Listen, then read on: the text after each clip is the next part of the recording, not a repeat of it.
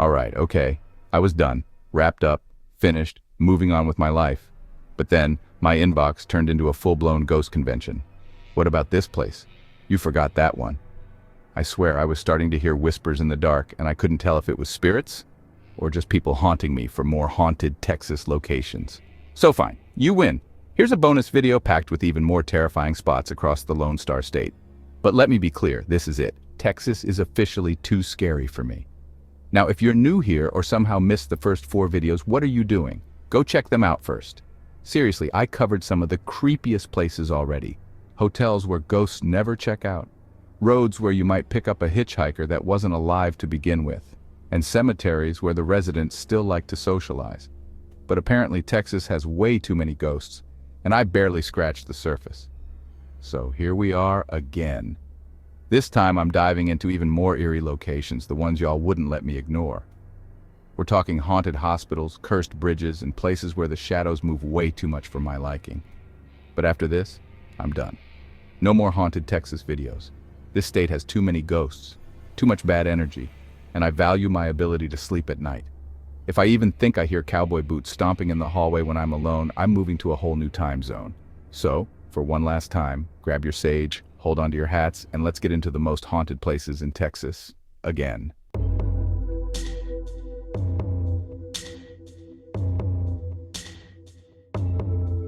Welcome to Screamville. If you're cruising through mineral wells near the infamous Baker Hotel, do yourself a favor, keep driving. Or if you're feeling particularly brave, or just don't value your sleep, stop by the Haunted Hill House. Built before the Civil War, this house has seen it all. Bootlegging, murder, the occult, and enough supernatural shenanigans to make a demon consider early retirement. Paranormal experts have dubbed it the most haunted house in the paranormal world, which is just a fancy way of saying, don't say we didn't warn you. Once upon a time, this house wasn't just haunted, it was hopping. Back in the day, it operated as a speakeasy, and let's just say, some guests never checked out. Yep, several deaths occurred here, and now we have the whole supernatural package. Intelligent hauntings, residual hauntings, and probably a few ghosts who just refused to leave the party. People once flocked here hoping for miraculous cures from the famous healing wells, but it didn't always work. The original wells, Lamar Iron Well, French Well, and Mesquite Well, are still on the property. One of them is even open for your viewing pleasure in the ominously named Scratcher Room. Because why wouldn't we put an open well in a room with a name like that? Behind the house looms East Mountain, rumored to hide the lost gold of outlaw Sam Bass. In 1938, the city of Graham attempted to dig for it using a doodle bug, which, despite the cute name, was probably not very effective. Long before treasure hunters arrived, the Kiowa, Waco, and Comanche tribes roamed the mountain, until one of the home's founders, William Barclay Kyle, a Texas Ranger, came along, and, according to his obituary, made hunting them his unfortunate business. This house isn't just haunted, it's addictive. People who visit report feeling a strange pull to return, experiencing dreams about the house, and in extreme cases finding themselves browsing real estate listings for their very own Victorian haunt. I won't sleep in this house, says owner Catherine Estes. I have in the past, and that's when I was attacked. They're not spirits, she clarifies. They're entities. They're bad things. And by bad things, she means the kind that don't just knock books off shelves. They leave bite marks, scratches, and sometimes even carve things into people's skin. Just your typical Airbnb experience, right? Catherine and her husband Eddie aren't the only ones who've had close encounters. Guests are welcome to rent the house for their own paranormal research, though most don't make it through the night. Something crazy happens and they're like, yeah, we need to go ahead and go, Eddie admits. And by crazy, he means scratches, burns, bites, and the occasional demonic photobomb. One guest snapped a pic in Toby's room, and there in the background was something that looked a whole lot like a demon. Naturally, they named it Toby. Because if you're going to be terrorized, it might as well be by something with a friendly-sounding name.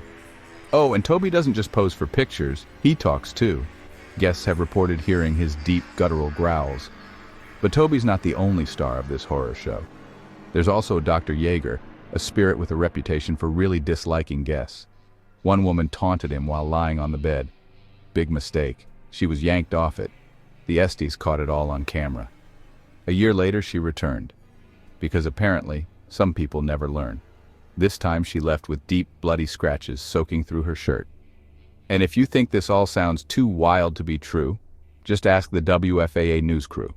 While filming an interview with the Estes, they heard the front door handle jiggle, except, according to security footage, no one was there.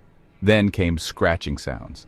And just as they were about to pack up and run for their lives, they heard the same demonic growling everyone talks about. Investigators have captured Class A EVPs, chilling photos and videos. A little boy spirit enjoys playing with balls and occasionally moving them. People have been scratched over 600 times. Some have even been bitten. Objects get thrown, doors slam on their own, and disembodied voices whisper sweet nightmares into your ears. If you're looking for a good night's sleep, you definitely won't find it here. Now, Haunted Hill House is open 7 days a week, all year round for serious paranormal research groups. Oh, and did we mention it's conveniently located across from White's Funeral Home and right next to the Baker Hotel? Talk about prime ghost real estate. Ah, the Moody Mansion in Galveston, Texas, a place where history and hauntings dance a spirited tango. Let's embark on a journey through time, exploring the opulent halls and ghostly whispers of this grand estate. In 1893, Galveston socialite Narcissa Willis decided it was high time to upgrade her living situation. After her husband, Richard S. Willis, a prosperous cotton broker with a penchant for liquid assets, passed away in 1892, Narcissa seized the opportunity to build the mansion of her dreams. Ignoring her late husband's frugal wishes, she commissioned the 31-room Romanesque masterpiece that stands today at 2618 Broadway Avenue. Narcissa's lavish spending didn't sit well with her 10 children. They were so miffed that they refused to visit her new abode, leaving Narcissa to roam the expansive halls with only a housekeeper for company. Talk about empty nest syndrome. After Narcissa's death in 1899, the mansion went up for sale. Enter William Lewis Moody Jr., a financier and entrepreneur who saw potential in the grand estate. In 1900, just before the infamous Galveston hurricane, Moody purchased the mansion for a $20,000 steal, considering its original $100,000 price tag. The Moodys moved in, and the mansion became a family home for decades. The 1900 hurricane devastated Galveston, claiming over 6,000 lives and destroying countless homes. Yet, the Moody Mansion stood firm, a testament to its sturdy construction and perhaps a dash of supernatural intervention. Some say the spirits of those lost in the storm found refuge within its walls, adding to the mansion's haunted reputation. Visitors and staff have reported eerie occurrences, disembodied footsteps echoing through empty rooms, phantom voices engaging in hushed conversations, and mysterious figures photobombing unsuspecting tourists. Some believe these spectral residents are Narcissa herself, still waiting for her children to drop by, or perhaps former servants ensuring the household remains in tip-top shape. Today, the Moody Mansion isn't just a museum showcasing the opulent lifestyle of a bygone era. It's also a hotspot for weddings, parties, and meetings. For those seeking a venue with character and characters, this haunted house offers a unique backdrop. Just imagine exchanging vows with the possibility of a ghostly guest objecting at the last moment. Brave souls can embark on guided tours of the mansion, exploring 20 of its lavish rooms. Keep your cameras ready. Many visitors claim to capture more than just memories, with ghostly apparitions making surprise appearances in photographs. Whether you're a history buff or a paranormal enthusiast, the Moody Mansion promises an experience that's both enlightening and spine-chilling. The Moody Mansion stands as a monument to Galveston's rich history and enduring mysteries. Whether you're drawn by its architectural splendor, intrigued by tales of its spectral inhabitants, or simply looking for a unique venue, this grand old house welcomes all, both the living and the otherwise. Just remember, if you hear footsteps behind you during your visit, it might not be your tour guide catching up. San Antonio's Menger Hotel isn't just a luxurious place to rest your head. It's also a 5-star accommodation for the afterlife. Built in 1859 by German immigrant William Menger, this historic hotel has played host to presidents, generals, and more spirits than your local liquor store. It's practically a ghostly timeshare at this point. Originally built next to the famous Alamo, the one where Davy Crockett and friends had their last stand, the Menger Hotel started as a brewery. That's right, before it became one of the most haunted hotels in Texas, it was serving up some of the best beer in the state. because nothing says welcome to Texas like beer and ghosts.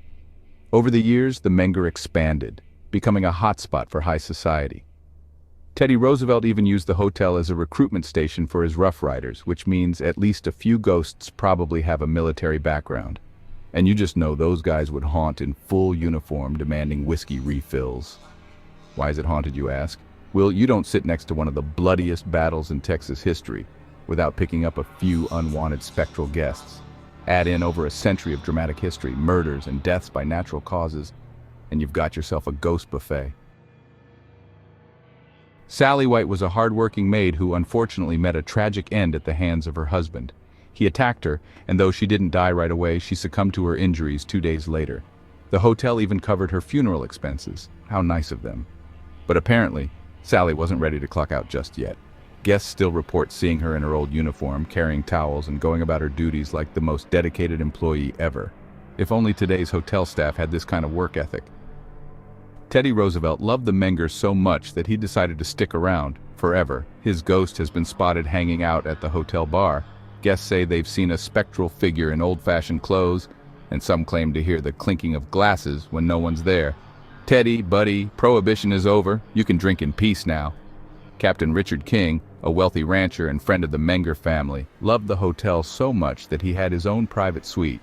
When he passed away in 1885, he decided to make it his eternal suite. His ghost has been seen walking through doors like they don't exist, and guests who stay in his room report feeling an eerie presence. If that's not enough paranormal activity for you, there are plenty of other uninvited guests roaming the halls. Shadowy figures, whispers in the night, and even full-bodied apparitions have been reported. Some guests wake up to the feeling of being watched. The Menger Hotel isn't just haunted, it's basically a ghost convention center. Whether you're looking for a spooky stay or just want to grab a drink where Teddy Roosevelt still lurks, this place has enough spirits, both ghostly and boozy, to keep things interesting. La Llorona is a Mexican legend that has deep roots in Latin American folklore.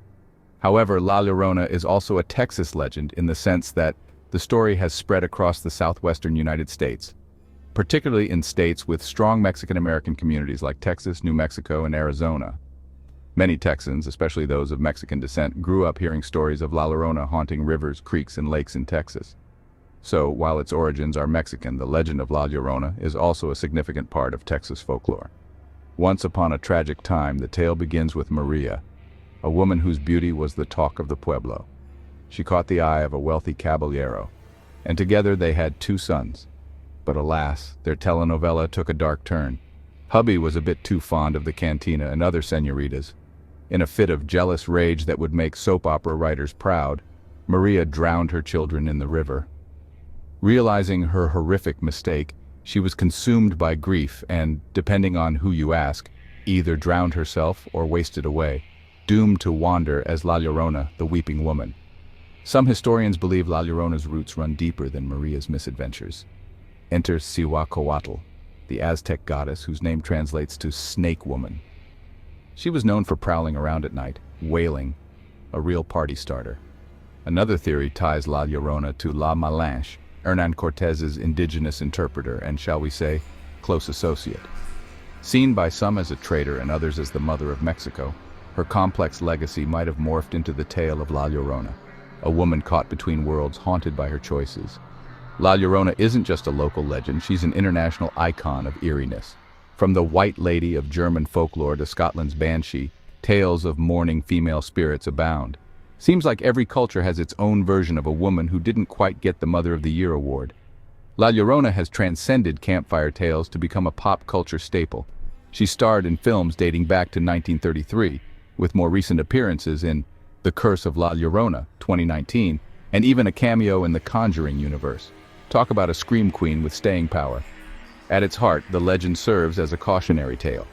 Parents invoke La Llorona to keep children from wandering near water or misbehaving. After all, nothing straightens out a niño like the threat of a ghostly woman who snatches misbehaving kids. Today, La Llorona continues to haunt the collective imagination, her mournful cries echoing through time. Whether as a symbol of maternal grief, betrayal, or just a really effective babysitting tool, her legend endures, reminding us all to be good or else. All right, that's it. I'm officially done. If your favorite haunted spot didn't make the list, I'm so sorry. But Texas is just too big and way too haunted. I could keep going, but at this rate, I'd have to quit my life and start a whole new channel called Haunted Texas 24/7. And honestly, I don't have the emotional stamina to be that haunted all the time. Seriously, I thought this bonus video would finally wrap things up, but the deeper I went, the more haunted places I found. It's like Texas is competing to be the most terrifying state in America. Ghost towns, haunted bridges, cursed hotels, and they have it all. I swear even the tumbleweeds are probably possessed. But after this, I'm hanging up my ghost hunting boots, if I even had any to begin with. Texas has drained me. If one more spirit shows up in my research, I'm calling it quits and moving somewhere with zero haunted history. Like, I don't know, Antarctica? Surely the ghosts there are too cold to bother anybody. So if your favorite haunted Texas location didn't make the cut, don't come for me. I did my best. But if I ever lose my mind and decide to make another Texas haunted video, it'll be because some spirit whispered in my ear at 3 a.m. and demanded it. Until then, I am backing all the way out of this paranormal rodeo. Now, on to the next haunted destination. Where should I go next? Drop your suggestions in the comments, just not Texas, okay? And if you enjoyed this haunted ride, don't forget to like, comment, and subscribe so you don't miss my next spooky adventure. Thanks for watching, and remember, if you ever hear footsteps behind you in an empty Texas hallway, run.